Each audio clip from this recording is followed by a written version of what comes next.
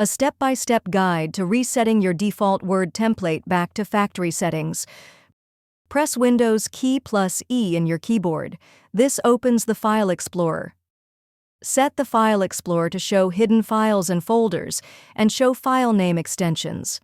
Click the View menu at the top of File Explorer, click Show. Select File Name Extensions, then Hidden Items. Navigate to your Users folder in File Explorer. Navigate to your Microsoft Templates folder. Double-click the folder for your username. Double-click the App Data folder. Double-click the Roaming folder. Double-click the Microsoft folder. Double-click the Templates folder. Rename the normal.m file to normal_old. This file contains many of your Word options. When you rename the file, Word will have to create a new file with its original factory settings. Right-click normal.m and select Rename. Remove .m from the end of the file name and replace it with .old. Press the Enter key. Now that you're finished in File Explorer, it's a good idea to go back to View, Options, View, and re-hide hidden files and folders.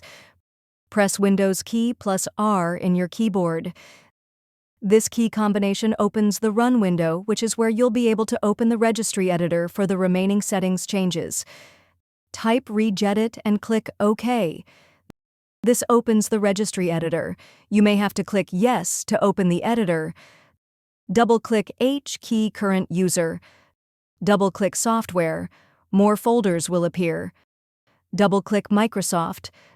Double-click Office. Double-click the correct folder for your version of Word. The next folder you'll enter depends on which version of Word you're using. Click the Word folder one time.